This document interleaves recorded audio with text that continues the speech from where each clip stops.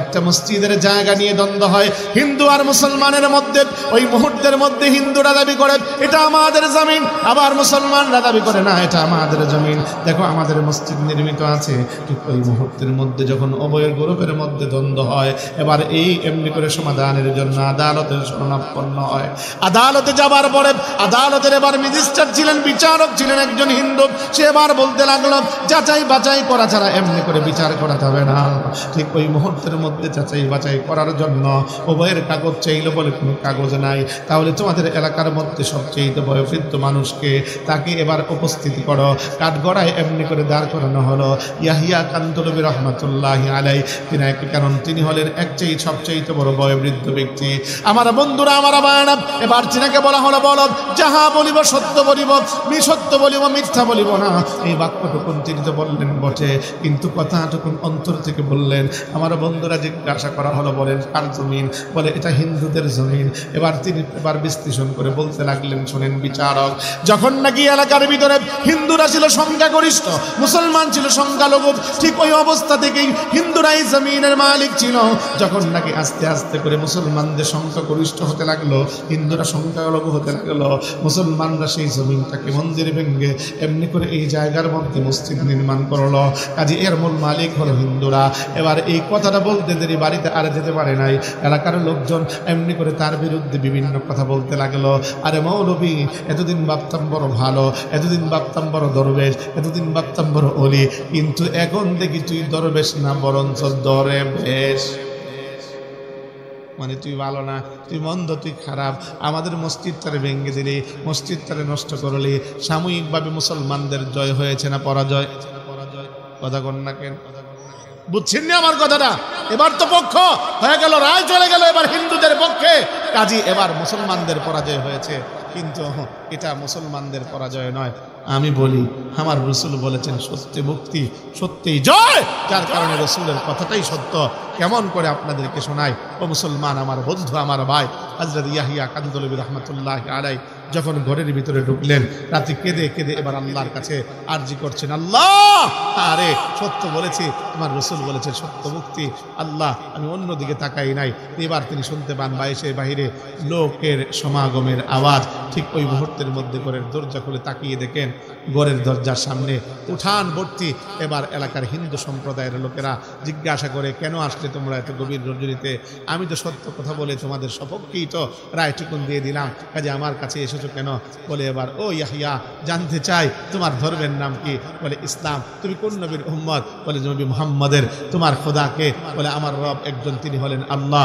এবার বলতে লাগলো, শোনো, যে সত্য নবীর সত্য জবান পেয়ে তুমি এমনি করে জাতির বিরুদ্ধে দাঁড়িয়ে সত্য সাক্ষ্য দিয়ে কিভাবে করে করে তুমি এমনি করে মুসলমানিত্বের পরিচয় দিয়েছ। কাজী আমরা আর দেরি করতে চাই না, আমরাও ওই নবীর উম্মত হয়ে আমরাও মুসলমান হয়ে যেতে চাই। জোরে কোন সুবহানাল্লাহ। আর আজ থেকে যেহেতু এই মসজিদ এই জায়গার ভিতরে আছে, এই মসজিদই থাকবে, এটা ভেঙ্গে নাপাক আর মন্দির করা হবে না। আজ থেকে এই মসজিদে আমরা হলাম মুসল্লি, তুমি হলে আমাদের ইমাম। জবান খুলে কোন সুবহানাল্লাহ। কাজে জানতে চাই সত্য মুক্তি আছে না নাই? সবাই কয় না, মিথ্যা কথা কইব দিক কেমন হয়? সত্য মুক্তি আছে না নাই? আজ থেকে সত্য বলবো, কারা কারা হাত উঠাই। আল্লাহ কবুল করে জোরে বলেন আমিন। নবী আমার ডেকে ডেকে বলেন, উম্মত 4 গুণ অর্জন করো, তাহলে তোমরা হবে তামাম দুনিয়ার বাদশা, তামাম দুনিয়া হবে তোমাদের গোলাম। নবী আমার ডেকে ডেকে বলেন, ওয়া হুসনু খলিকাতিন, উত্তম আখলাকের অধিকারী হও। কেমন আখলাক? নবীর আখলাক যেমন ছিল আমার আল্লাহ যেমন করে বলেন সূরা কালামে, ইন্নাকা আলা খুলুকিন আযীম, নবী মহান চরিত্র আপনাকে দান করলাম। কেমন চরিত্র নবী আমার ছিল? নবীকে গালি দিলে গালির প্রতি উত্তরে গালি দিত না, আঘাত করলে আঘাতের প্রতি উত্তরে আঘাত করত না, মারার চক্রান্ত করলেও নবী কোনোদিন তার বিরুদ্ধে কিছু বলতেন না। আরে কেমন চরিত্র আমার নবীর ছিল, যে চরিত্রে চরিত্রবান হয়ে সমাজের অবস্থা পরিবর্তন হয়েছিল। কতটুকু পরিবর্তন সাহাবীদের মধ্যে হয়েছিল। চরিত্রের কথা বাদই দিলাম, নবীর আখলাক যারা এমনি করে গ্রহণ করেছিল, কেমন অবস্থা সমাজের হয়েছিল, ছোট্ট করে সেই কথাটা আপনাদেরকে বুঝিয়ে যায়। আল্লাহর নবীর ওফাতের পরে হযরতে আবু বকর প্রধান খলিফা, সেই দেশের মধ্যে প্রধান বিচারপতি হযরতে ওমর 2 বছর বিচারকের দায়িত্ব পালন করবার পরে এবার এসে বলতে লাগলো, আবু বকর, আপনার এই দেশের ভিতরে প্রধান বিচারপতির দায়িত্বে থাকতে চাই না। বলে এবার কি করতে চান? আপনি কি খলিফা হতে চান নাকি? মানে খলিফা হওয়ার ইচ্ছে আপনার অন্তরে জেগেছে নাকি? বলে আস্তাগফিরুল্লাহ ইন্না লিল্লাহ, আমি খলিফা হব তো দূরের কথা, নিজেকে ওই খলিফা অ্যাপ্লি করে যোগ্যতা আমি নিজেকে মনে করি না। এবার বলতে লাগলেন তাহলে চান কেন, ছাড়তে চান কেন? বলে শুনেন, এই 2 বছর যাবৎ আমি এই মদিনার মসনদের ভিতরে অন্ততপক্ষে আমি এমনি করে বিচারপতির দায়িত্ব পালন করছি, কিন্তু এই 2 বছরে মদিনার একটা মানুষও আমার কাছে মারামারি কাটাকাটির বিচার তো দূরের কথা, একটা ঝগড়ার বিচারও পর্যন্ত আমার কাছে নিয়ে আসে নাই।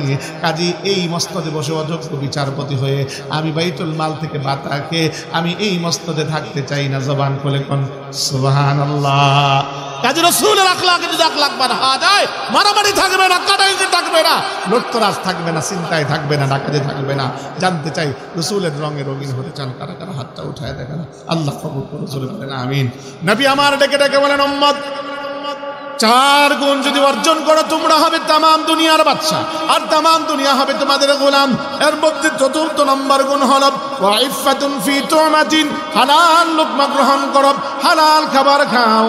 আমার বন্ধু, আমার ভাই, আজ আমাদের হালাল খাবার নাই, আজ আমাদের ঘরের ভিতরে হারাম আমাদের রন্ধ্রে রন্ধ্রে ঢুকে গিয়েছে। আর যার কারণে আমাদের আল্লাহকে ডাকে, আল্লাহ আমাদের ডাক শোনে না, আমাদের ডাক আমার আল্লাহ কবুল করে না। কারণ ইবাদতের জন্য শর্ত হলো মসজিদটা, তন্মধ্যে 1ম নম্বর শর্ত হলো হালাল খাবার খেয়ে আল্লাহর সামনে দাঁড়াতে হবে, আল্লাহর দাসত্ব আর গোলামি করতে হবে। আপনি হারাম খেয়ে যদি আপনার মসজিদে কেন বাইতুল্লাহ যেও শত সেজদা দেন, একটা সেজদাও কবুল হবে না। হারাম মাল দিয়ে আপনি বাইতুল্লাহ যে যদি এমনি করে আল্লাহকে ডাকেন, লাব্বাইক আল্লাহুম্মা লাব্বাইক, আমার আল্লাহ প্রতি উত্তরে কেমন যেন বলবেন, লা লাব্বাইক, আল্লাহর পথে এমনি করে হাজিরা আমি আল্লাহ কবুল করি নাই। কারণ আমার আল্লাহ রাব্বুল আলামিন তিনি নবীদেরকে ডেকে ডেকে বলেন, ইয়া আইয়ুহার রাসূল কুলু মিনাত তাইয়্যিবাত ওয়া আমালু সালিহান, ও রাসূলেরা তোমরা আগে হালাল খাও তারপরে নেক আমল করো। আমার আল্লাহ আয়াতের মধ্যে এইভাবে বলতে পারতেন, আমালু সালিহান কুলু মিনাত তাইয়্যিবাত, নেক আমল করো তারপরে হালাল খাও। আমার আল্লাহ বলেন, বান্দারে আমি আল্লাহ অন্ততপক্ষে তোর থেকে আমি আমল চাই না, আমলের আগে দেহটা চাই, ওই দেহটা যেন পবিত্র হয়। ওই দেহ যদি তোর পবিত্র হয় আমি আল্লাহকে ডাক দিতে দেরি হবে, সঙ্গে সঙ্গে তোর ডাক আমি আল্লাহ কবুল করতে দেরি হবে না। জবান করে কন্যা সুবহানাল্লাহ। এজন্য সমাজের ভিতরে সদ দোষ আছে না নাই? কার ভালোবাসা পাওয়ার জন্য আওয়াজটা একটু জোরে হবে, আরো জোরে, হাতটা উঠে চিৎকার মেরে জবান খুলে আরো জোরে বলেন। আমরা হজ করি কার ভালোবাসা পাওয়ার জন্য, আমরা যাকাত দিই কার ভালোবাসা পাওয়ার জন্য, আমরা এই দুনিয়ার জমিনে অন্তত পক্ষে যত নেক আমল আছে সমস্ত নেক আমল করি কার ভালোবাসা পাওয়ার জন্য। মুসলমান আমার বন্ধুরা, আমার ভাইরা, তামাম পৃথিবীর মানুষদেরকে আমার আল্লাহ ডেকে ডেকে বলেন, হাবিব আপনি বলুন, তারা যদি আল্লাহর ভালোবাসা পেতে চায় তাদের কর্ম হবে কেবলমাত্র একটা, সেই কর্মটুকুন হলো আপনি কথা জানা দেন, ফাত্তাবিউনি, আপনি বলেন তারা যেন আপনার অনুসরণ আর অনুকরণ করে। প্রতিফলে আমি আল্লাহ তাদেরকে 2টা জিনিস দান করব। 1ম নাম্বার হলো তাদের তাকাজা, সেটা হলো ইউহিব্বুকুমুল্লাহ, আমি আল্লাহ যারা আপনার অনুসরণ আর অনুকরণ করবে আমি আল্লাহ তাদেরকে সর্বপ্রথম ভালোবাসবো। জবান খুলে কন্যা সুবহানাল্লাহ।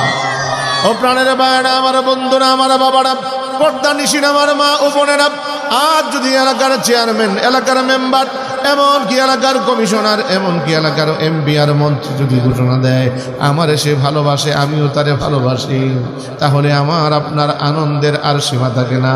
আমার আল্লাহ যদি এই পৃথিবীর বুকে তিনি হলেন আমার আপনার স্রষ্টা, আল্লাহ যদি বলে বান্দারে আমি তোরে ভালোবাসি, তাহলে তো আমার আপনার সীমা থাকার কোনো, এমনকি আনন্দের সীমা থাকার কোনো শেষ হওয়ার কথা না। আমার বন্ধুরা, আমার ভাইরা, কারণ এই দুনিয়ার জমিনে মাল্লাহুল মাওলা ওয়ালাহুল কুল, যে আল্লাহর হয়ে গেল আল্লাহ তার হয়ে গেল। এই দুনিয়ার জমিনে আল্লাহর ভালোবাসা যদি পাওয়া যায় ইমানদারের কোনো চিন্তা থাকতে পারে না। 2য় নাম্বার আমার আল্লাহর তরফ থেকে পুরস্কার হলো ওয়াগফিরু লাকুম যুনুবাকুম, আমি আল্লাহ যে আপনার অনুসরণ আর অনুকরণ করে আমি আল্লাহ তার জিন্দেগীর গুনাহকে মাফ করে দিব। জবান খুলে কন্যা সুবহানাল্লাহ। ও নবী, 1ম নাম্বার তাদের তাকাজা যেটা আমার ভালোবাসা পাওয়া আপনার ইত্তেবা আর অনুসরণ অনুকরণ করার কারণে। আরে তাদেরকে আমি আল্লাহ ভালোবাসবো। দ্বিতীয় নাম্বার, তাদের তাকাজা যেটা, আমি আল্লাহ তাদের জিন্দিগির গুনাহ মাফ করব। এখন কথা হলো, অনেকের মনের ভিতরে এই কথা আসছে, হুজুর যদি মনে করেন আপনার এখানে আমাদের এমনি করে আল্লাহ গুনাহ না মাফ করে, আমাদের রামপাশাতে বাজারে বা অথবা আমাদের সিলেট শহরে একটা করে বড় বাড়ি দিত, তাহলে তো আমাদের বড় ভালো লাগতো। আমি বলি না বাপ, অন্তত পক্ষে বোঝার চেষ্টা করেন, এই জমিনের বুকে মুমিনের দালান কোঠা, বাড়ি, গাড়ি, মিল, ফ্যাক্টরি হওয়া ইমানদারের জন্য সফলতা নয়, বরঞ্চ ইমানদারের জন্য সফলতা হলো এটাই, ইমানদার এই দুনিয়ার জমিনে বিদায় লগ্নে আল্লাহর পক্ষ থেকে জাহান্নাম থেকে মুক্তি, জান্নাত অর্জন করা। এটাই আমার আল্লাহর কথা, সেই একমাত্র মুমিন সফল। এটাই আমার আল্লাহ কোরআনে মাজিদের মধ্যে বলেন, ফামান যুহজিহা আনিন নার ওয়া উদখিলাল জান্নাহ ওয়া উদখিলাল জান্নাতা ফাকাদ ফাজ। জাহান্নাম থেকে যে মুক্তি পেল, জান্নাত যে অর্জন করতে পারলো, সে চির সফল কাম হয়ে গেল। জবান খুলে কোন সুবহানাল্লাহ।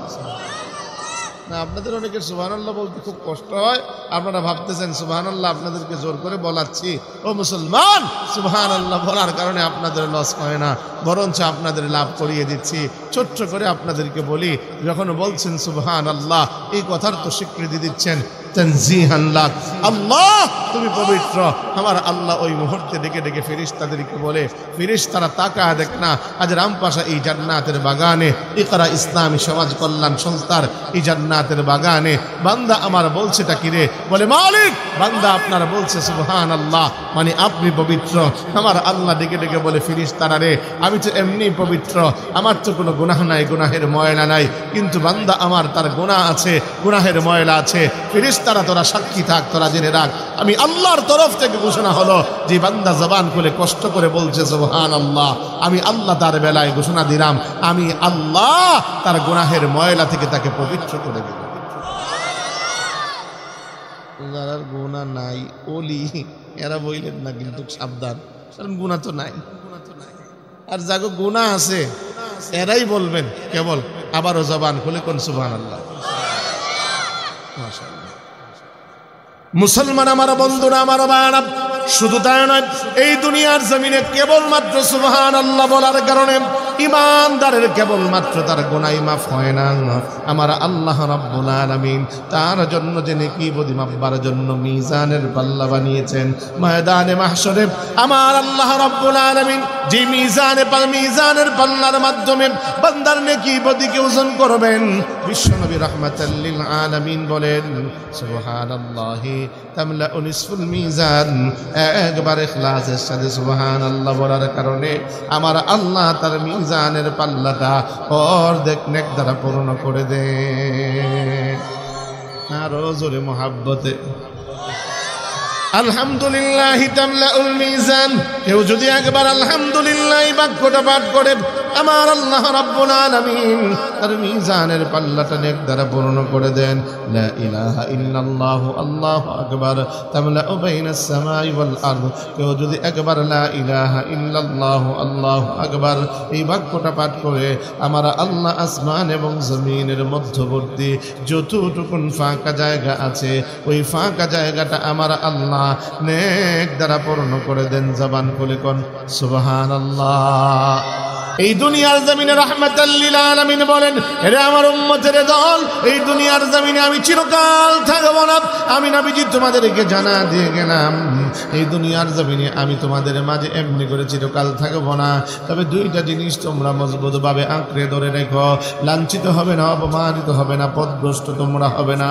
নবী আমার ডেকে ডেকে এভাবে করে বলেন, তারাকতু ফীকুম আমরাইন লা তাদিল্লু মা তামাসসাকতুম বিহিমা কিতাবাল্লাহি ওয়া সুন্নাত রাসূলি। দুইটা জিনিসকে আঁকড়ে ধরে রাখো। এই দুইটা জিনিসকে যদি আঁকড়ে ধরে রাখতে পারো, তাহলে অবশ্যই অবশ্যই তোমরা কখনো গোমরা হবে না। একটা হলো আল্লাহর কালাম, দ্বিতীয় নাম্বার হলো আমি রাসূলুল্লাহর হাদিস।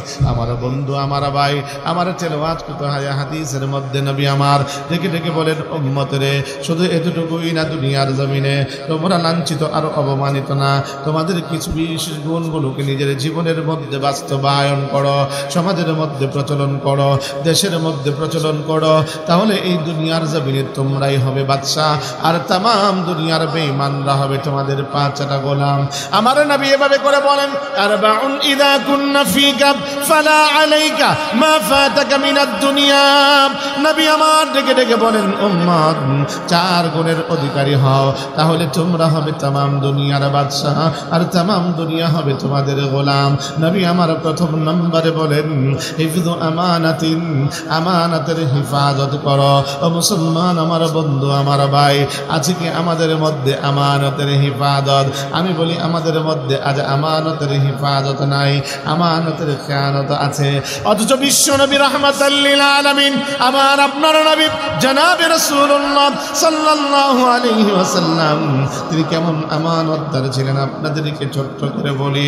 নবী আমার মক্কার জমিনে যখন ছিলেন, এবার এমনি করে আবু জাহেল ডেকে ডেকে বলতো, এর মক্কার মানুষেরা কি হলো তোমাদের? আমার এত বড় নেতা মানো, আমার এত বড় লিডার মানো, আমার এত বড় বাহবা দাও, কিন্তু ঘটনা তো আমি এখন দেখতে পাই, আমার লিডার মানো ঠিকই, কিন্তু তোমাদের গচ্ছিত সেই সম্পদ, তোমাদের উপার্জিত ধন সম্পদ এমনি করে গহনা গাছি, আমার কাছে তো এমনি করে আমানত রাখো না, আমার কাছে তো এভাবে করে করে গচ্ছিত রাখো না, রাখো তো কেবলমাত্র মুহাম্মদের কাছে।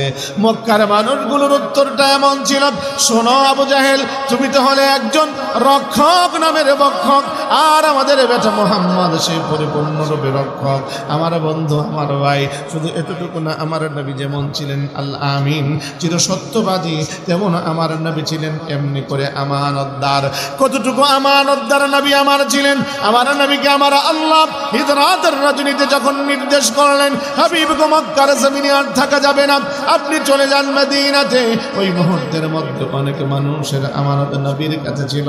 নবী আমার এবার ডেকে ডেকে বলেন, আরে আমার আলী, তুমি এবার শোনো, আমার সঙ্গে তোমাকে যেতে হবে না, আমার স্থানে তোমাকে দায়িত্ব দিয়ে গেলাম।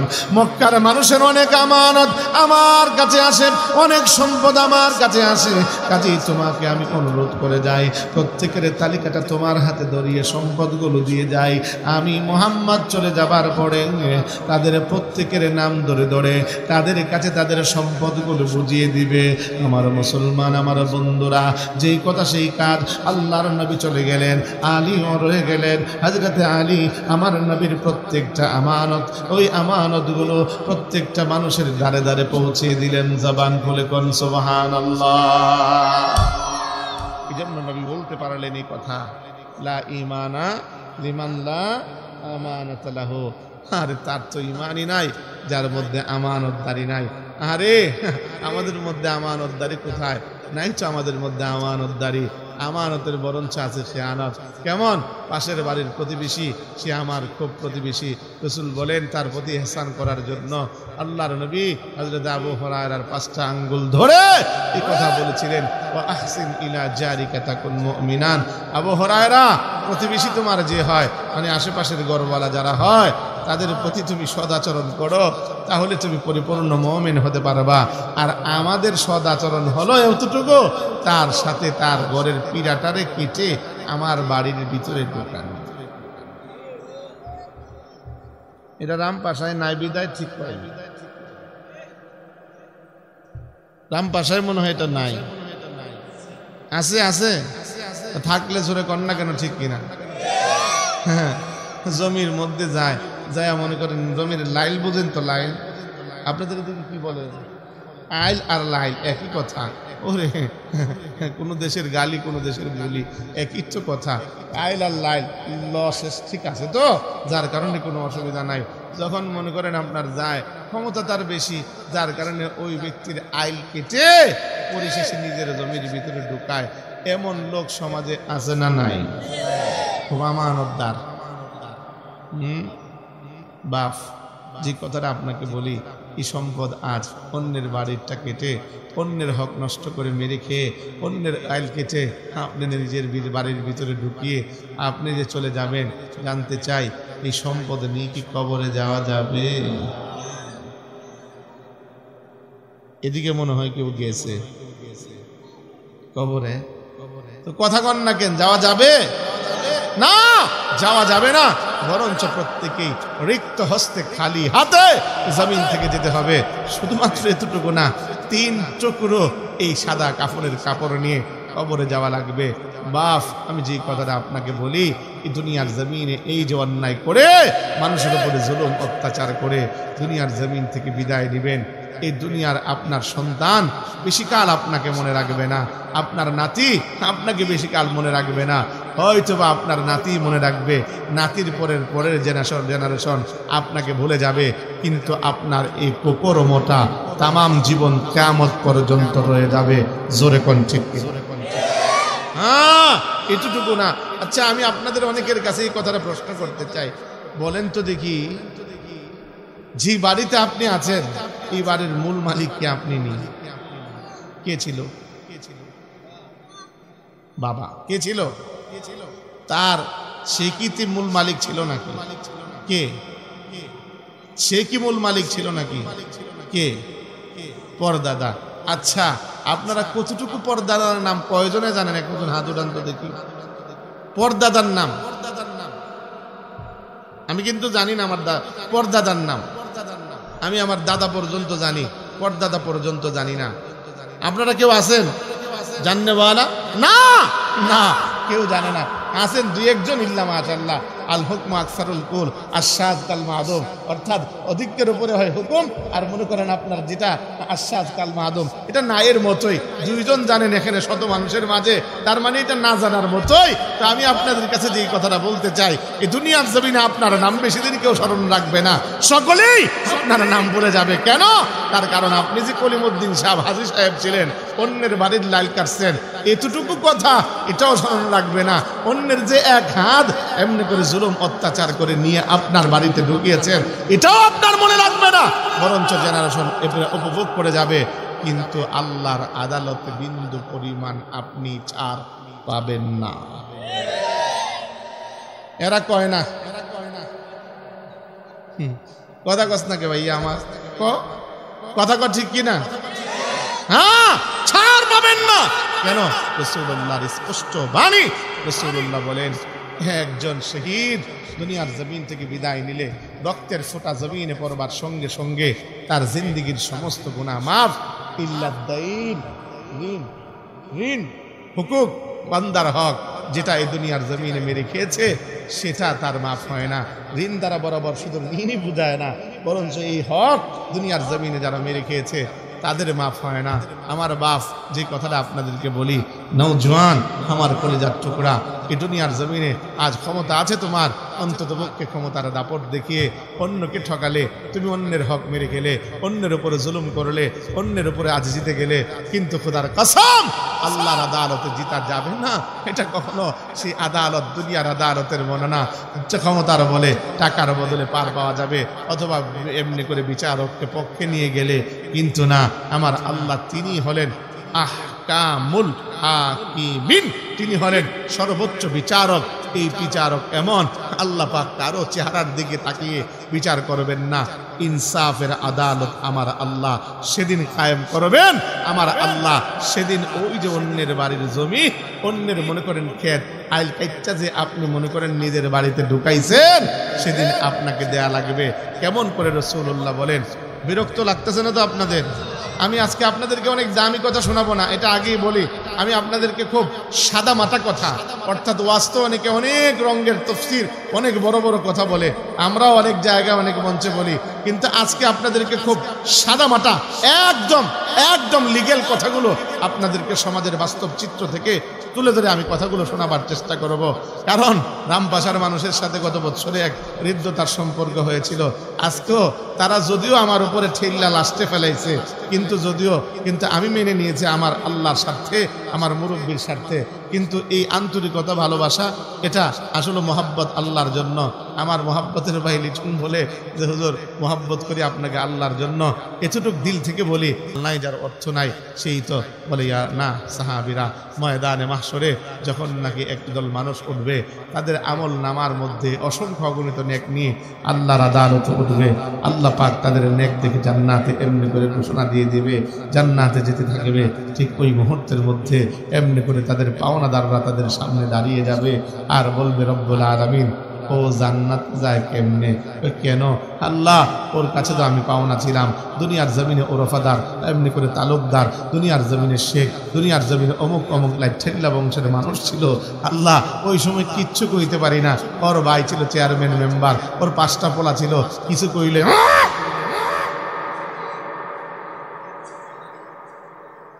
ফাড়া এলাম, সুদা করে এলাম, এই কয়ে আমারে অনেক কিছু কইতো। আল্লাহ, ওই সময় কিছু কইতে পারি নাই। আল্লাহ, আজকে সুযোগ পাইছে, তুমি তো বিচারক, আল্লাহ বিচারটা করো। ও কেমনে জান্নাতে যায়? আমার অন্তত পক্ষে পাওনা না দিয়া যাইতে বলো। কিরে, পাওনা ছিল? আল্লাহ, ছিল তো। ওখানে কি অস্বীকার করা যাবে নাকি? হ্যাঁ, মানে কথা দিয়ে আপনারা কন্যা মনে হয় আখেরাত বিষয়ে কিছু বোঝেন না। আরে কথা কন্যা কেন, অস্বীকার করা যাবে না? না, অস্বীকার করা যাবে না। মুখ দিয়ে অস্বীকার করবেন, হাত বলবে, হাত দিয়ে অস্বীকার, আপনি মুখ দিয়ে অস্বীকার করবেন, পা বলবে। এভাবে করে করে যে জমিনে দাঁড়িয়ে এমনি করে জুলুম করেছেন, ওই জমিন এমনি করে আপনার বিরুদ্ধে সাক্ষী দিবে। ও মুসলমান, যে কথাটা আপনাদের মাঝে বলতে চাই, ঠিক ওই মুহূর্তের মধ্যে সঙ্গে সঙ্গে এই কথা যখন বলবে, আল্লাহ পাওনা তো ছিল, তাহলে পাওনা থাকলে পরিশোধ কর। কেমনে পরিশোধ করবো? এই জমিনে এখন যা চলে তাই তো। কারণ আপনি জানেন, বাংলাদেশের টাকা আমেরিকায় চলে না, আমেরিকার ওই টাকা ইন্ডিয়াতে চলে না, ইন্ডিয়ার টাকা সৌদি আরবে চলে না। কারণ হলো বাংলাদেশের টাকা এখানে রুপি, অন্তত পক্ষে রুপি ছাড়া ইন্ডিয়াতে চলে না। আর ইন্ডিয়া যাওয়ার পরে ইন্ডিয়ার ওই রুপি নিয়ে এমনি করে রিয়াল করা ছাড়া এমনি করে সৌদি আরবেও চলবে না। এই সৌদি আরবের রিয়াল, সেটা এমনি করে আমেরিকায় চলবে না। সেখানে যতক্ষণ পর্যন্ত না আপনি ডলার করবেন। আরে আমার বন্ধু, আমার ভাই, যে কথাটা আপনাদের মাঝে বলতে চাই, ওই ময়দানে মাহশরেও আল্লাহর সামনে সেদিন কোনো অর্থ চলবে না। কারণ আমার আল্লাহ বলেন, লা ইয়ানফাউ মালুন ওয়ালা বানুন, আল্লাহ তোমার সন্তানের ক্ষমতা আর তোমার অর্থ সেগুলো কোনো উপকারে আসবে না। সেদিন কেবলমাত্র পরিশোধ করতে যে নেকের প্রয়োজন হবে, দে নেক দে, নেক দিতে থাকবে, নেক দে নেক দিতে থাকবে, পাওনা পরিশোধ হবে না। পরিশেষে এবার সমস্ত নেক দিতে দিতে শূন্য হয়ে যাবে। বলবে, কি ব্যাপার, এখনো শেষ হয় নাই? না, এখনো শেষ হয় নাই। তাহলে কি করবি, কি দিবি? এবার একটা কাজ কর, ওই পাওনাদারের যতগুলো গুনাহ আছে ওর গাড়ির ভিতরে তুলে নে। যখনই নেবে, রাসূলুল্লাহ বলেন, ওর থেকে নিঃস্ব আর অসহায় আরে আর কেউ থাকবে না। কাজী এই দুনিয়ার জমিনে মানুষ পায়, আপনি ভাবছেন দেয়া লাগবে না? না, প্রত্যেকটা পয়সা আপনাকে ময়দানে মাহশরে দেয়া লাগবে। সেদিন আপনি অন্তত পক্ষে অপারগ হয়ে যাবেন। মুসলমান আমার বন্ধু, আমার ভাই, যে কথাটা আপনাদের কাছে বলতে চাই, আজ তো অনেকে এমন আছেন জানাজার মধ্যে দাঁড়ান, বাবার জানা যায়, আমার বাবা অনেক ভালো মানুষ আছে, পাবলিকও আবেগের ঠেলায় কয় ঠিকই তো, আবার কয় আমার বাবার যত পাওনা দাওনা আছে, হ্যাঁ, সবগুলো আমার থেকে বুঝা নিবেন, আর আমার বাবা যেটি পাইতো ওটিও আমারে দিয়ে দিবেন। হ্যাঁ, কিন্তু বাবারটা কোরায় কোরায় আনতে যায়, কিন্তু বাবার পাওনাদাররা যদি এসে চায়, তখন বলে না, টাকা পয়সা কিচ্ছু নাই, রাইখা দেয় নাই, বাপি এত খারাপ মানুষ, সব খাইয়া গেছে। কথা কয় নাকি? আবার কি করে জানেন? জিয়াফত করে বড় কইরা 40 দিনের মাথায় এমন করে বিশাল বড় আয়োজন, মহিষ ফালায়, গরু ফালায়, স্পেশাল মেহমানের জন্য খাসি ফালায়, আরে মুরগি বড় বড় তাজা তাজা মুরগি ফালায়, সওয়াব কামাবার লক্ষ্যে। আমি বলি, বাবার ঋণ পরিশোধ না করে যে কবরের মধ্যে সওয়াব পাঠাবার লক্ষ্যে গরু আর খাসি আর মুরগি আর হাঁস জবেহ করলেন, একটার সওয়াব বাবার কবরে যাবে না। বাবা কবরের ভিতরে পার আর পার খাবে। জোরে কোন ঠিক? আমার নবীজি বিশ্ব নবী রাহমাতুল লিল আলামিন, তিনি একদিন জানাজায় গেলেন। ছোট্ট সেই হাদিসটা আপনাদেরকে শোনাই। নবীজি যখন জানাজায় গেলেন, নবী আমার জিজ্ঞাসা করলেন, সাহাবীরা রে, আমার এই সাহাবী সে কেমন ছিল? বলে, ইয়া রাসূলুল্লাহ, ভালো ছিল। তার কোনো ঋণ পাওনা দাওনা ছিল কিনা? বলে, ইয়া রাসূলুল্লাহ, ছিল। তাহলে সে কোনো ওসিয়ত করেছে কিনা? বলে, না গো নবীজি, সে কোনো ওসিয়ত করে নাই। আল্লাহর নবী বিশ্ব নবী রাহমাতুল লিল আলামিন এবার সঙ্গে সঙ্গে নবীজি তিনি সরে গেলেন আর বলতে লাগলেন, না, আমি জানাজার নামাজ তার পড়াবো না। ওই মুহূর্তের মধ্যে জানতে চাই, নবী যদি জানাজার নামাজ না পড়ান, হযরত আবু বকর পড়াবেন নাকি? জোরে কোন? নবী যদি জানাজার নামাজ না পড়ান, হযরত ওমর পড়াবেন নাকি? নবী যদি জানাজা না পড়ান, আমার নামাজ না পড়ান, হযরত উসমানও পড়াবেন না, আলীও পড়াবেন না, নবীর কোন সাহাবী পড়াবেন না। পরিশেষে আল্লাহর নবীর একজন সাহাবী দাঁড়া গেলেন, ডাক দিয়ে বলতে লাগলেন, ইয়া রাসূলুল্লাহ, নবী গো, অন্ততপক্ষে আপনার এই সাহাবীর জানাজার নামাজ না পড়িয়ে আপনি যাবেন না। ওগো নবীজি, মেহেরবানি করে আপনি তার জানাজার নামাজ পড়ান, আমার বাইরে যত পাওনা দাওনা আছে এগুলোর আমি জিম্মাদার হয়ে গেলাম। আল্লাহর নবী তার জানাজার নামাজ পড়ালেন। আল্লাহর নবী ওই এমনি করে একদিন ওই পাওনাদার জিম্মাদার ওই এমনি করে সাহাবীর সঙ্গে সাক্ষাৎ হলো। নবী জিজ্ঞাসা করলেন, সাহাবীরে, তোমার ভাইয়ের জিম্মাদারি তুমি আদায় করেছো কিনা?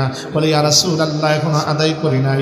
আবার দ্বিতীয় দিন সাক্ষাৎ হলো, আদায় করেছো কিনা? বলে, ইয়া রাসূলুল্লাহ, এখনো আদায় করি নাই। তৃতীয় দিন সাক্ষাৎ হলো, এরে আদায় করেছো কিনা? বলে, ইয়া রাসূলুল্লাহ, এত এমনি করে তাড়াহুড়ো করছেন কেন? নবী বলেছে তো আদায় করে দিব। আল্লাহর নবীর কাছে চতুর্থ সপ্তাহে এসে সাহাবী দেখা করে বলতে লাগলো, ইয়া রাসূলুল্লাহ, ওগো নবীজি, আমার ভাইয়ের এমনি করে পাওনা আমি আদায় করে দিয়েছি।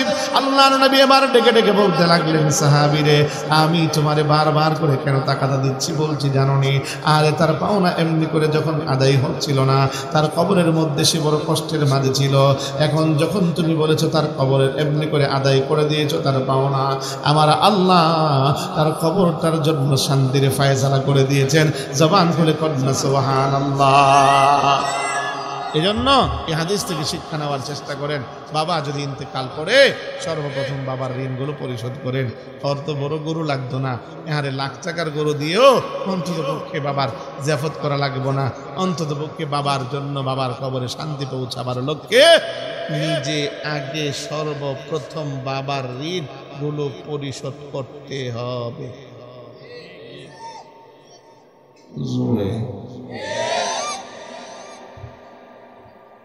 মুসলমান আমার বন্ধুরা, আমার ভাইরা, যে কথাটা আপনাদের মাঝে বলতে চাই, এজন্য অন্যের খেয়ানত করা যাবে না।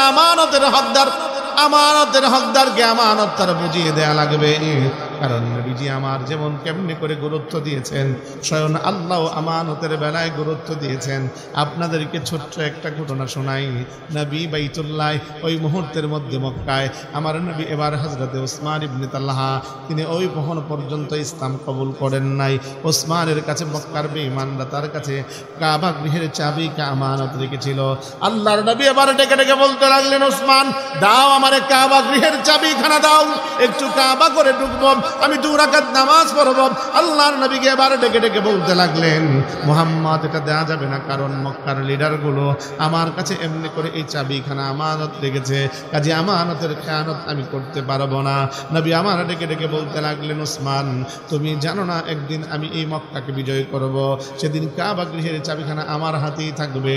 আল্লাহর নবী এই কথা টুকুন বললেন। ও আমার বন্ধুরা, আমার ভাইরা, আপনারা জানেন নবী মক্কা ছেড়ে মদিনায় গেলেন। মক্কা ছেড়ে মদিনায় যাবার পরে আবার পুনরায় এই মক্কা বিজয় করে আমার নবীজি যখন আসলেন, আমার নবী কিছু মানুষকে খুঁজতে লাগলেন, তোর মধ্যে উসমান ইবনে তালহাকেও খুঁজতে লাগলেন। আমার নবী এবারে যখন তাকে খুঁজেন, সাহাবীরা যখন তাকে ধরে আনে, ওই মুহূর্তে সে থরথর করে কাঁপতে লাগলো। আল্লাহর নবী এবার ডেকে ডেকে বলতে লাগলেন, উসমান, এই কথা আমি বলি নাই এই মক্কা আমি বিজয় করব, কাজী চাবিখানা তুমি আমার হাতে এবার সমর্পণ করো। উসমান এবার ওই মুহূর্তে বলেছিল, শোনেন, যখন আপনি বলেছিলেন তখনই বিশ্বাস করেছি, কিন্তু আমি কাছে তো তারা আমানত রেখেছিল, যার কারণে আমি আপনাকে দিতে পারি নাই।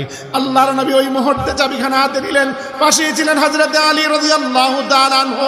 নবীর এমনি করে মেয়ের জামাতা, অন্যান্য সাহাবীরা মনে মনে এই কথা ভাবতে লাগলেন, নবী বুঝি এমনি করে ওসমান থেকে চাবিখানা নিয়ে আমাদের হাতের মধ্যে তুলে দিবেন। কিন্তু ঘটনা ঘটলো এমন সময় আমার আল্লাহ হযরত জিবরাইল আমিনকে প্রেরণ করলেন আর জানিয়ে দিলেন, ইন্নাল্লাহা ইয়া'মুরু আন তু'আদ্দুল আমানাতি ইলা আহলিহা, নিশ্চয়ই নবী আল্লাহ আপনাকে আদেশ করছেন আমানতের হকদারের কাছে তার আমানতকে ফিরিয়ে দেন। আমার বন্ধুরা, আমার ভাইরা, নবী আমার বুঝে ফেললেন, উসমানের হাতে আবার চাবিখানা দিয়ে দিলেন। এত পরিমাণ আমার আল্লাহর নির্দেশ নবীজি মানলেন, যার কারণে এই উসমানের বংশ পরম্পরায় আজ পর্যন্ত কাবা গৃহের চাবি তাদের এমনি করে বংশের হাতেই রয়ে গেল। জবান খুলে পড়না সুবহানাল্লাহ।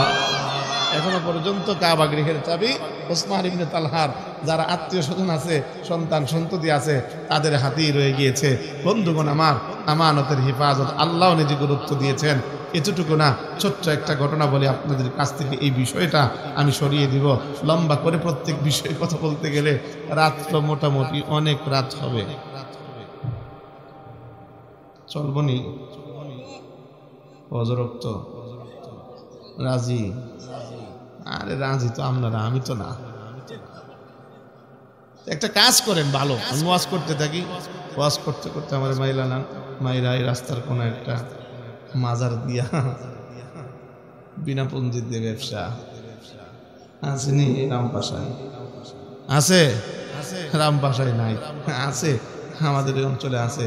কত শাহের মনে করেন আপনার গোলাপ শাহ, মক্কু শাহ, কুতুব শাহ, তেনা শাহ, কেতা শাহ, না শাহের শেষ নাই। খালি লাস্টে খালি শাহ লাগাই তারলেই হইল আমার নামে শেষ, ভালো মানায় দিল আর শাহ। ব্যবসাটা ভালো জমবো।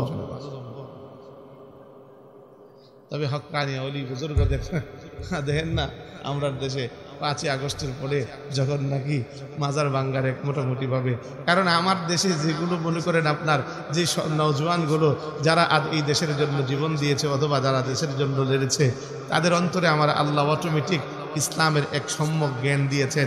এই কথাটুকুন আপনারা বিশ্বাস করেন তো ইনশাআল্লাহ? আরে কত পরিমাণ সম্যক জ্ঞান দিয়েছেন। ওরা মাজার ভালো না খারাপ এটা বুঝেছে, যার কারণে অনেক মাজারকে ভেঙে গুড়িয়ে দিয়েছে।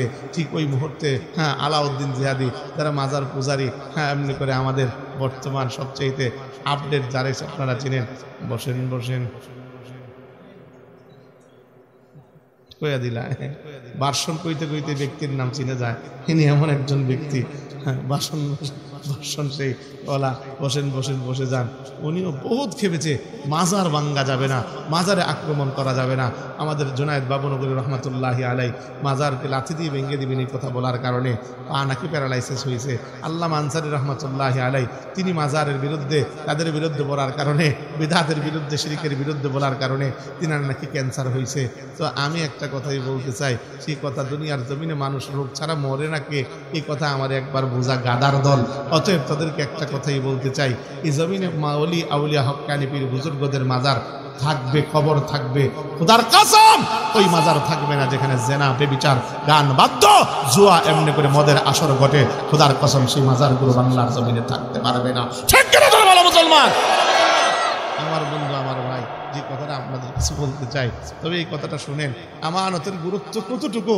আরে তাজকিরাতুর রশিদ এই কিতাবের নাম, এই কিতাবে একটা ঘটনা উল্লেখ হয়েছে। ঘটনাটা কি জানেননি? ঘটনাটা হলো আগেরকার বাজার ঘাট তো অনেক দূরে দূরে ছিল, সপ্তাহে একদিন বসতো। আপনাদের অঞ্চলে আছে কিনা? আমাদের কুমিল্লা অঞ্চলে প্রসিদ্ধ একটা বাজার ছিল রামচন্দ্রপুর বাজার, এখনো সেই বাজার অক্ষত আছে। বিশাল বাজার, সপ্তাহে মঙ্গলবার দিন বাজার বসতো। মানুষগুলো মনে করেন আপনার সপ্তাহে ওই বাজারের মধ্যে আসতো, এই যে প্রয়োজন মাফিক বাজার করে নিয়ে যেত, পরের সপ্তাহে আবার আসতো। আর এখন তো গোট থেকে বাইলেই মনে করেন আলুও পাওয়া যায়, পেঁয়াজও পাওয়া যায়, রসুনও পাওয়া যায়, আদাও পাওয়া যায়, সুইটাও পাওয়া যায়। যাক, আপডেট হওয়ার দরকার আছে না নেই? ওই জামানার ভিতরে এক বৃদ্ধা মহিলা লাঠিতে বড় করে করে বাজারে গেছে। সপ্তাহে একদিন তো ঘি কিনতে গেছে, ঘি কিনছে, ঘি কিনে বাড়িতে আসছে। বাড়িতে যখন আসছে, ঘিয়ের কৌটা থেকে ঘিটা ডালছে। ডালার পরে টাকায় দেখে ওই ঘিয়ের কৌটা থেকে একটা পয়সা, 1 পয়সা। আমি আপনি পাইলে যাক আলহামদুলিল্লাহ, গিয়েওলায় হাদিয়া দিছে আমগো পয়সা, আলহামদুলিল্লাহ, আলহামদুলিল্লাহ, মাশাআল্লাহ। কিন্তু মহিলা বলতে লাগলো, না রে, আমি তো গিওলা থেকে ঘি কিনছি, আমি তো পয়সা কিনি নাই। অতএব এই পয়সা আমার না, এই পয়সা ঘিওয়ালার, কাজী এটা তার কাছে পৌঁছে দেওয়া লাগবে। সে আমানতের হেফাজত করে সে এই পয়সাটাকে ফেরত দেবার লক্ষ্যে পরের সপ্তাহ লাঠিতে বড় করে করে বাজারে যায়। ঘি বিক্রেতা আসে নাই। দ্বিতীয় সপ্তাহ আবার যায়, ঘি বিক্রেতা আসে নাই। এই পয়সাকে ফেরত দেওয়ার লক্ষ্যে তৃতীয় সপ্তাহ আর তার যাওয়ার সুযোগ হয় নাই। ওই মুহূর্তে, এর আগেই তিনি দুনিয়ার জমিন ছেড়ে চলে গিয়েছেন। ও মুসলমান, আমার বন্ধু, আমার ভাই, তার কাফনের কাপড় পরিয়ে, জানাজা পরিয়ে তাকে যখন মানুষগুলো কবরের মধ্যে রাখে, এবার শুনতে পায় কবর থেকে আরবি আওয়াজ বেশি আসছে, জোরে কোন সুবহানাল্লাহ। কবর ইংরেজি চলবো নি, চলতো না? ঠুসঠাস ফুসফাস খুব তো ভালো চলার কথা, কারণ দুনিয়ার জমিনে তো আল্লাহ কয় ভালো দিয়েছেন কোরআন, বান্দা তোর জন্য কোরআনকে আমি সহজ করছি, ওটা শিখে না। কিন্তু লন্ডনের একটা বিষয় আইছে পাইছে স্পোকিং ক্লাসে, ও মনে করেন জানে না কিচ্ছুই, 3 মাসে হারারাত সারাদিন শিক্ষা মুখস্থ করে এমন মেহনতওয়ালা যোগ্য ব্যক্তি সমাজে আছে না নাই? কিন্তু যদি তশকিল করি আজকে যে রমজান আসতেছে, সামনে কোরআনের মাস, ওই কোরআনের মাসে কোরআন বেশি বেশি করে পড়বা, আজ অন্তত পক্ষে কোরআন পড়ে নিজের জীবনকে সাজাবা, একটাও মনে করেন আপনার ওয়াদা ঠিকই করবা, হাত উঠাইয়া, একটা না 2 হাত উঠাইব, কিন্তু পরের দিন থেকে খবর থাকবো না। তবে আমি আস্থার সাথে এতটুকু আমার বিশ্বাস আছে, এটা অন্য অন্য অঞ্চলের মতো না। এটা কারণ পীর আউলিয়া বুজুর্গদের এই সান্নিধ্য রামপাশা বিশ্বনাথের মানুষ পেয়েছে বিদায় তাদের দিন পরিবর্তন হয়েছে। তাদের দিন পরিবর্তন হওয়ার কারণে আমার মনে হয় আজকে ও আদা করলে ও আদাটা রাখবে। আগামী রমজান আসছে, আমার বন্ধু, আমার ভাই, তোমাদেরকে ছোট্ট করে একটা কথা বলে যায়, ও আমার বাপ, যে কথাটা আপনাদের কাছে রেখে যায়, অন্তত পক্ষে অনেকে লজ্জা পান। আমার অনেকে বাবারা আছে যে আমি আমার ছেলের বয়সী সন্তানের কাছে, হুজুরের কাছে কেমনি করে বলবো আমি সূরা ইখলাস ঠিকভাবে পারি না, আমি আমার এমনি করে আমার নাতির বয়সে এমনি করে ছেলের কাছে কেমনি বলবো, আমি এমনি করে সূরা ফাতিহা আমার শুদ্ধ হয় না, আমার লজ্জা লাগে। আমি বলি বাপ, অন্তত পক্ষে লজ্জাটা পান।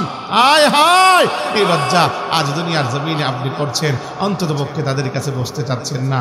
এই লজ্জা সেদিন কোথায় রাখবেন? হ্যাঁ, সবার সূরা এমনি করে ইয়াসিনে আমার আল্লাহ কথা ডেকে ডেকে বলেছেন, ওয়ান্তাকুল ইয়াউমা আইয়ুহাল মুজরিমুন, যেদিন আমার আল্লাহ ময়দানে মাহশরে কোটি মানুষের সামনে এভাবে করে করে ডেকে ডেকে বলবে, আরে মুজরিমরা, আরে পাপাচারীরা, আজ আমার নেককার বান্দাদের থেকে পৃথক হয়ে যা। সেদিন যদি আজ কোরআন না শিকার কারণে, নামাজ অশুদ্ধ হওয়ার কারণে, নামাজ কবুল না হওয়ার কারণে সেদিন যদি মুজরিমদের কাতারে দাঁড়াতে হয়, আমি জানতে চাই সেই দিন লজ্জাটা কোথায় রাখবেন? কাজী সেই কোটি মানুষের সামনে লজ্জা না পেয়ে আজ দুনিয়ার জমিনে সামান্য ছোট হয়ে যদি কোরআনটাকে শেখা যায়, অন্তত পক্ষে কোটি মানুষের লজ্জা থেকে তো বাঁচা যাবে। জোরে কোন ঠিক কিনা? এই জন্য আপনাদের কাছে একটা কথা বলি, এই কোরআন আমাদের আজ আত্মপক্ষে দামি এক সম্পদ। আল্লাহর নবী তো এইভাবে করে বলেন, আল কোরআন হুজ্জাতুল লাকা ওয়া আলাইকা, কোরআন হয়তোবা তোমার সপক্ষে দলিল হবে, কোরআন হয়তোবা তোমার বিপক্ষে দলিল হবে। যদি বিপক্ষে দলিল হয়ে যায় বাঁচবার কোনো উপায় থাকবে না। আহারে যদি সপক্ষে দলিল হয়ে যায় কেমন হবে? আহারে রাসূলুল্লাহ বলেন, এমনি করে মাইয়াতকে যখন কবরে রাখা হবে, ঠিক ওই মুহূর্তের মধ্যে একটা নওজোয়ান বেশে মুনকার নাকির আসার পরে তার মাথার শিওরের সামনে দাঁড়াবে। ওই মুহূর্তে মুনকার নাকির বলবে, আরে কে তুমি? ওই মুহূর্তে কোনো কথা বলবে না। এবার যখন ডান দিকে যাবে, ডান পাশে যে যুবক দাঁড়াবে, বাম দিকে যখন যাবে, বাম পাশে যুবক দাঁড়াবে, পায়ের দিকে যখন যাবে, পায়ের দিকে যুবক দাঁড়াবে, জিজ্ঞাসা করবে কে তুমি? ডেকে ডেকে বলবে, জানো না আমি হলাম তার কোরআন। দুনিয়ার জমিনে প্রতিটা মুহূর্তে এমনি করে আমাকে সে বলে নাই। আজও আমি ঘোষণা দিলাম, আমিও এই বান্দাকে বলবো না, যা প্রশ্ন করার আমাকে করো, যা উত্তর দেওয়ার আমি দেব। অন্তত পক্ষে তার যতক্ষণ পর্যন্ত জান্নাতে না পৌঁছাবো, ততক্ষণ পর্যন্ত তার পিছু আমি ছাড়বো না।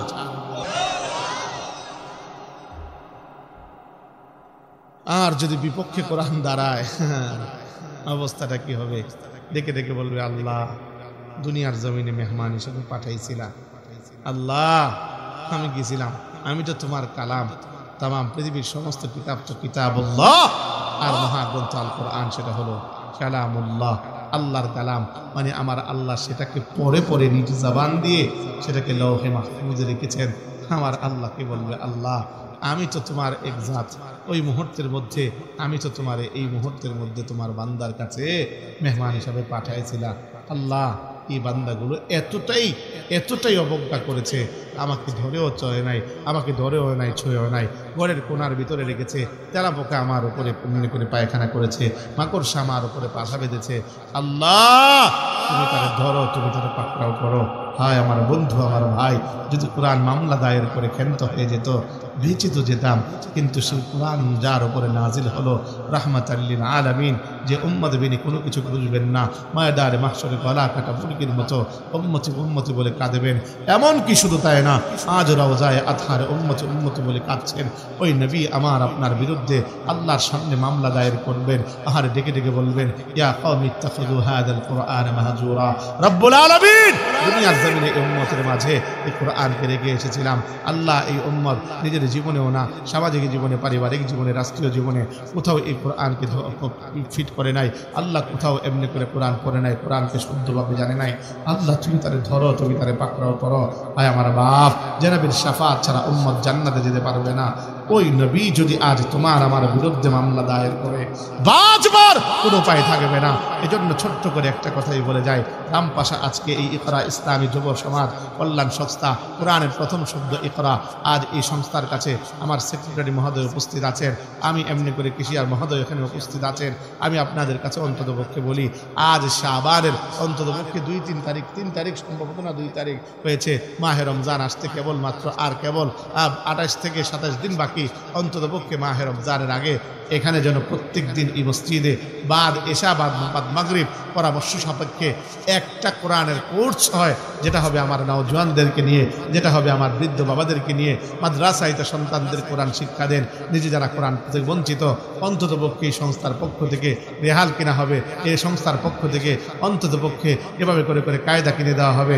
আমপাড়ার প্রয়োজন হলে আমপাড়া কিনে দিবে, উস্তাদের সম্পূর্ণ বেতন দিবে, বোর্ডের সেই ব্যবস্থা করবে। ঠিক হ্যাঁ করবে। আপনাদের একটাই দাওয়াত, কারা কারা এখানে ভর্তি হবে? কেউ কাকা ঘটনা কিতা ভরতেন না? হোক রাজি আছেন? রাজি? হ্যাঁ নওজওয়ানরা রাজি? রাজি আছো ইনশাআল্লাহ? হ্যাঁ শোনো, রাসূলুল্লাহ বলেন, মান সালাকা তরিকান ইয়ালতামিসু বিহি ইলমান সাহালাল্লাহু লাহু তরিকান ইলাল জান্নাহ। পড়বা, এমন সময় যদি মহিলা যাও, পড়তে পড়তে পড়তে পড়তে আমার আল্লাহ তোমার জান্নাতের পথটাকে সুগম করে দিবে। জবান খুলে কই সুবহানাল্লাহ। এজন্য প্রতিনিয়ত আসবা, একটা হরফ করে পড়বা, একটা হরফ করে পড়বা।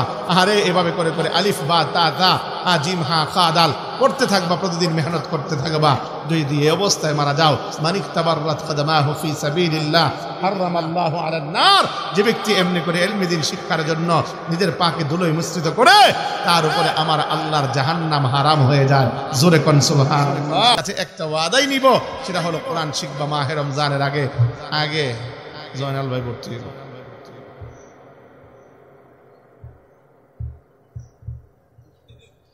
ব্যস্ততা আসেনি? হ্যাঁ সভাপতি কো? হুজুর তালেম মানুষ, হুজুর শিকার করতেন না। হুজুরে শুধু মন করেন আপনার পরিচালনা করবেন আল্লাহর রাস্তায় ইনশাআল্লাহ। এই লিটন ভাই, আপনি ভর্তি হবেন? হ্যাঁ কোষাধ্যক্ষ সাহেব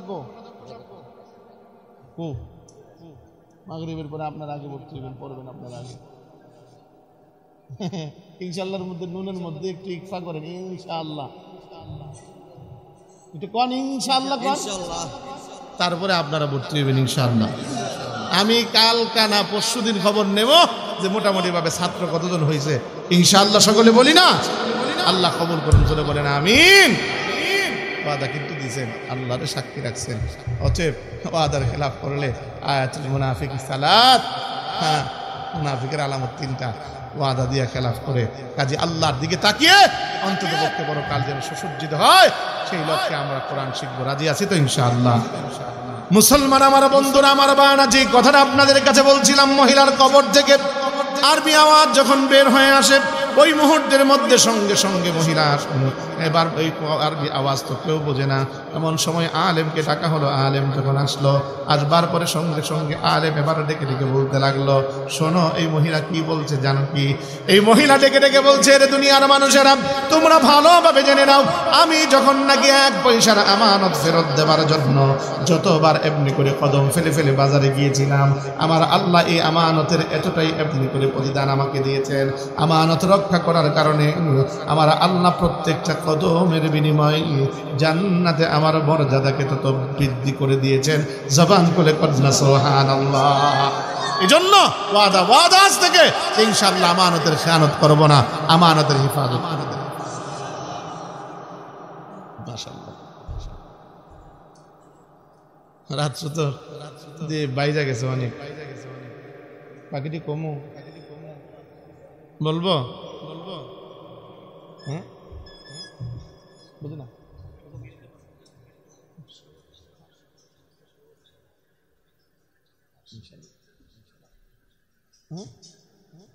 আমি আর কইতাম না। আচ্ছা আমি আর একটু কমু, আজকে যখন এরা ধৈর্য সহকারে বইছে 12টার পরে, আর একটু কমু, অসুবিধা হইব না তো? হ্যাঁ মানছি। নবী আমার ডেকে ডেকে বলেন, উম্মত তোমরা হবে তামাম দুনিয়ার বাদশা, তামাম দুনিয়া হবে তোমাদের 5টা গোলাম। যদি দ্বিতীয় নাম্বার গুণটাকে অর্জন করতে পারো, সেই গুণটা কি? ওয়াসিদকু হাদিসিন, সত্য কথা বলো, সত্য কথা বলো। আজ আমার আপনার মধ্যে সত্য কথা নাই, বরঞ্চ আছে মিথ্যার ছড়াছড়ি। আমার বন্ধু, আমার ভাই, আমার আল্লাহ ডেকে ডেকে বলেন, ইয়া আইয়ুহাল্লাযীনা আমানুত্তাকুল্লাহ ওয়া কুলু কাওলান সাদীদা, ঈমানদার আল্লাহকে ভয় করো আর তোমরা ভালো কথা বলো, উত্তম কথা বলো, সত্য কথা বলো। ও মুসলমান আমার বন্ধুরা, নবী আমার ডেকে ডেকে বলেন, আস-সিদকু ইউজিব ওয়াল কিযবু ইউহলিক, সত্য মানুষকে মুক্তি দেয়, মিথ্যা মানুষকে ধ্বংস করে। কাজে এই সমাজের ভিতরে আজ বর্তমানে আমরা একটাকে মিথ্যাকে ডাকবার জন্য শত মিথ্যা বলি, কিন্তু আপনাদের কাছে একটা কথা বলতে চাই, অন্ততপক্ষে সত্য বলে দেখেন তৃপ্তি কোথায় থেকে আসে। অন্ততপক্ষে সত্য এমনি করে বললে আল্লাহর রহমত কোত্থেকে আসে। সত্য যদি আপনি বলেন, আপনার অন্তরের ভিতরে কেমন তৃপ্তি পান। আমার বন্ধুরা, আমার ভাইয়েরা, লম্বা চূড়া আলোচনা নয়, বরঞ্চ এই কথাটা আপনাদেরকে বুঝিয়ে যেতে চাই। এই দুনিয়ার জমিনে আজ মিথ্যাকে প্রতিষ্ঠিত করার আমরা চেষ্টা করব না। সত্যকে যদি প্রতিষ্ঠিত করি, সমাজটা সুন্দর হবে, সমাজ ভালো হবে। আজ বর্তমানে প্রত্যেকের সঙ্গে মিথ্যা কথা বলে। আমার বন্ধুরা, যদি সত্য বলা যায়, সাময়িকভাবে যদিও নাকি আমি আপনি পরাস্ত হব, কিন্তু আমার আল্লাহ চির বিজয় আমার আপনার জন্য দান করবেন। আপনাদেরকে ছোট্ট একটা ঘটনা বলে সামনের দিকে নিয়ে যাই। আর শাইখুল হাদিস জাকারিয়া রাহমাতুল্লাহি আলাইহি ফাযাইলে আমলের যিনি লেখক, আর আমার বন্ধুরা, তিনার পিতার নাম হলো ইদ্রিস কান্দলবি রাহমাতুল্লাহি আলাইহি। তিনার জামানার ঘটনা, একটা মসজিদের জায়গা নিয়ে দ্বন্দ্ব হয় হিন্দু আর মুসলমানের মধ্যে। ওই মুহূর্তের মধ্যে হিন্দুরা দাবি করে এটা আমাদের জমিন, আবার মুসলমানরা দাবি করে না এটা আমাদের জমিন। দেখো আমাদের মসজিদ নির্মিত আছে। ঠিক ওই মুহূর্তের মধ্যে যখন উভয় গ্রুপের মধ্যে দ্বন্দ্ব হয়, এবার এই এমনি করে সমাধানের জন্য আদালতের শরণাপন্ন হয়। আদালতে যাবার পরে আদালতের এবার ম্যাজিস্ট্রেট ছিলেন, বিচারক ছিলেন একজন হিন্দু। সে এবার বলতে লাগলো, যাচাই বাছাই করা ছাড়া এমনি করে বিচার করা যাবে না। ঠিক ওই মুহূর্তের মধ্যে যাচাই বাছাই করার জন্য উভয়ের কাগজ চাইল, বলে কোনো কাগজ নাই। তাহলে তোমাদের এলাকার মধ্যে সবচেয়ে বয়োবৃদ্ধ মানুষকে, তাকে এবার উপস্থিতি করো। কাঠগড়ায় এমনি করে দাঁড় করানো হলো ইয়াহিয়া কান্দলবি রহমাতুল্লাহি আলাইহি। কারণ তিনি হলেন সবচেয়ে বড় বয়োবৃদ্ধ ব্যক্তি। আমার বন্ধুরা, আমার ভাইরা, এবার তিনাকে বলা হলো, বলো যাহা বলিব সত্য বলিব, সত্য বলিব, মিথ্যা বলিব না। এই বাক্যটুকুন তিনি তো বললেন বটে, কিন্তু কথাটুকুন অন্তর থেকে বললেন। আমার বন্ধুরা জিজ্ঞাসা করা হলো, বলেন কার জমিন? বলে এটা হিন্দুদের জমিন। এবার তিনি বিশ্লেষণ করে বলতে লাগলেন, শোনেন বিচারক, যখন নাকি এলাকার ভিতরে হিন্দুরা ছিল সংখ্যাগরিষ্ঠ, মুসলমান ছিল সংখ্যালঘু, ঠিক ওই অবস্থা থেকেই হিন্দুরাই জমিনের মালিক ছিল।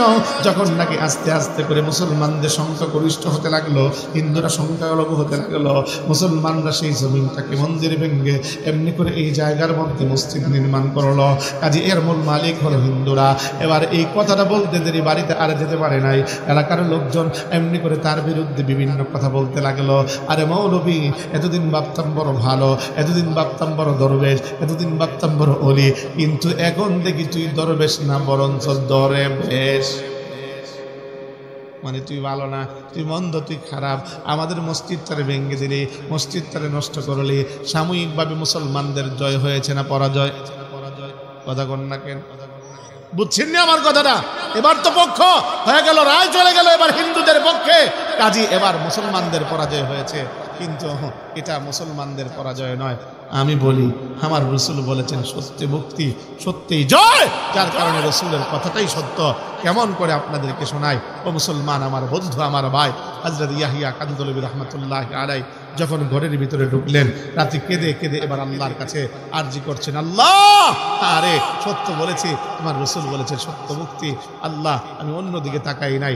এবার তিনি শুনতে পান বাইশের বাহিরে লোকের সমাগমের আওয়াজ। ঠিক ওই মুহূর্তের মধ্যে ঘরের দরজা খুলে তাকিয়ে দেখেন ঘরের দরজার সামনে উঠান ভর্তি এবার এলাকার হিন্দু সম্প্রদায়ের লোকেরা জিজ্ঞাসা করে, কেন আসলে তোমরা এত গভীর রজনীতে? আমি তো সত্য কথা বলে তোমাদের সপক্ষেই তো রায়টুকুন দিয়ে দিলাম, কাজে আমার কাছে এসেছো কেন? বলে এবার ও ইয়াহিয়া জানতে চাই তোমার ধর্মের নাম কি? বলে ইসলাম। তুমি কোন নবীর উম্মত? বলে নবী মুহাম্মাদের। তোমার খোদাকে? বলে আমার রব একজন, তিনি হলেন আল্লাহ।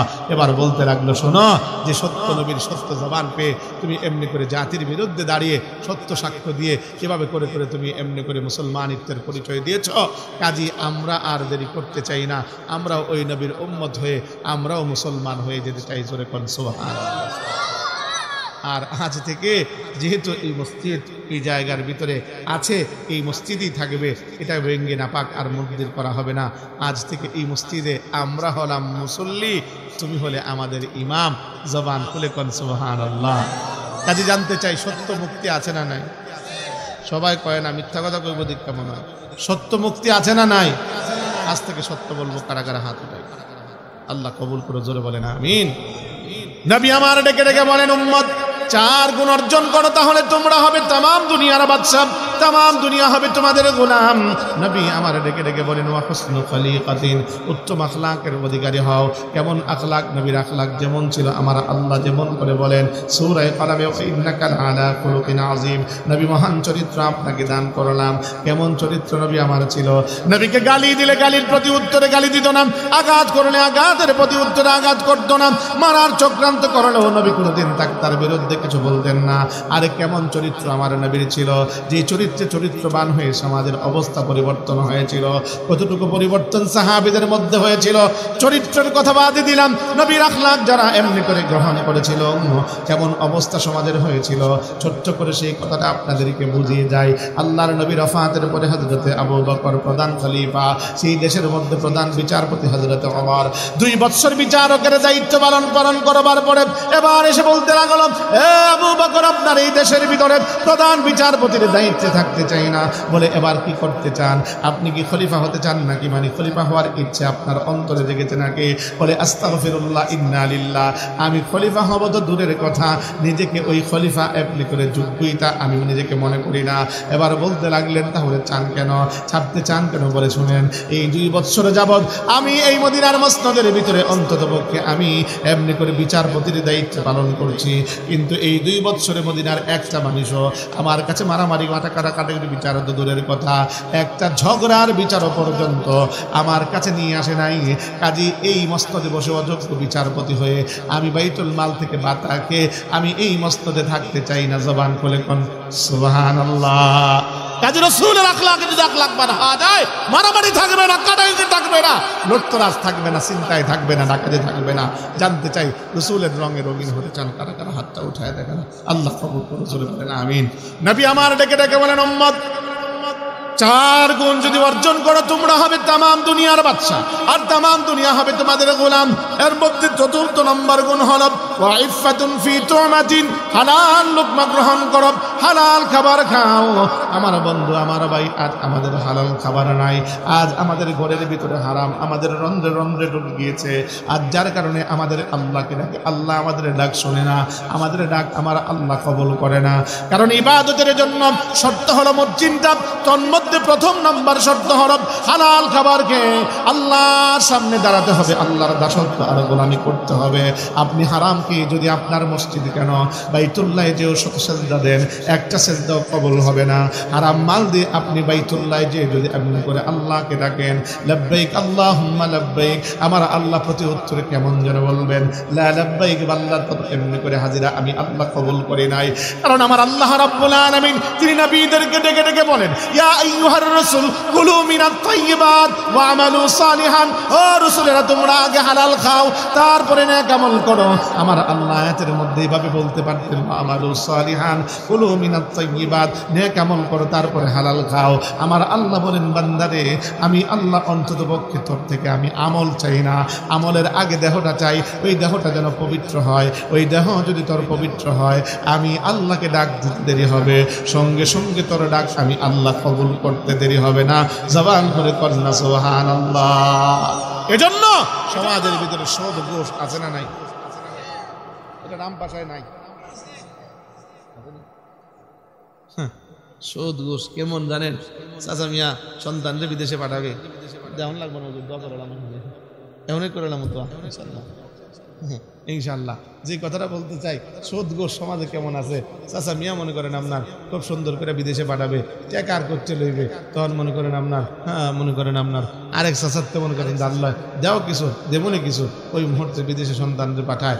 আরে চাচা, এই যে আপনি কাজটা করলেন, সুদে টাকা নিয়ে সন্তান বিদেশে পাঠালেন, সন্তান তো দিন দিন স্বাবলম্বী হবে, দিন দিন ইস্টাবলিশ হবে, কিন্তু গুনাহের সূচনা তো আপনি করে দিলেন। জোরে কোন ঠিক কিনা? এতটুকু না, এতটুকুই না। আরে সুদরে সুদই মনে করে না, কি কয় জানেন? এটা তো ব্যবসার মতোই। কারণ চাচার পোলা মনে করেন আপনার বিদেশ থেকে টাকা পাঠায়, আর চাচা জরিনার মা সকিনার মা কালেবালিরে এভাবে করে করে লাখখানিক করে দিয়ে রাখে, আর কয় মাসে বেশি না 2 দেশ। উনি আবার সামনের কাতারে নামাজ পড়ে, পাক্কা নামাজি মনে করেন আপনার, খুব সামনের কাতারে ইমাম সাহেবের পিছনে নামাজ পড়ে, আবার ইমাম সাহেবেরও ভুল ধরে, লম্বা যদি কেরাত হয়। হুজুর আপনি কি বয়স্ক মানুষের দিকে তাকাতে পারেন না? বয়স্ক মানুষ মসজিদে আসে আপনি জানেন না? আবার যদি মনে করেন শর্ট পরে, এত তাড়াহুড়া কি? খুব কাজ আছে নাকি? মসজিদের দায়িত্ব আপনাকে দিয়ে রেখেছি তো। আবার যদি উঁচু গলায় পড়ে, খাওয়ানটা মনে হয় বেশি ভালো হয়ে গেছে মনে হয়। এই ভুল ধরার জন্য এক্সপার্ট। আমি বলি ওনার তো কোনো কাম নাই, আজাইরা খালি এগুলোই করা। আর মনে করেন আপনার, আমি বলি অন্তত পক্ষে যতই যা কিছু ডাকেন, একটা ডাক আল্লাহর কাছে কবুল হবে না। কারণ এই সুদ ঘুষ মিশ্রিত আপনার এই দেহ কখনো আমার আল্লাহ কবুল করবেন না। কাজে একটা ওয়াদা নিতে চাই, অন্তত পক্ষে আজ থেকে হারামের ধারে কাছেও যাব না, হারাম বক্ষণ করবো। রাজিকার হাত চলা মনে মনে হয় লাল গেঞ্জি ওলা বুঝছে না, নতুন নতুন। আল্লাহ কবুল করে বলেন আমিন। এজন্য 4 গুণ অর্জন। 1 নাম্বার আমরা আমানতের হিফাজত করব, 2 নাম্বার সত্য কথা বলবো, 3 নাম্বার আমরা উত্তম আখলাকের অধিকারী হব, 4 নাম্বার হালাল খাবার খাবো। আল্লাহ আমাদেরকে হারাতে বেঁচে রেখে হালাল ভক্ষণ করে 4 গুণ অর্জন করে দুনিয়ার জমিনে এই গুণগুলো অর্জন করে সম্মানের জিন্দেগি যাপন করার তৌফিক দান করুন। পরকালে জান্নাতের মেহমান হিসেবে কবুল করুন। জোরে বলি আমিন।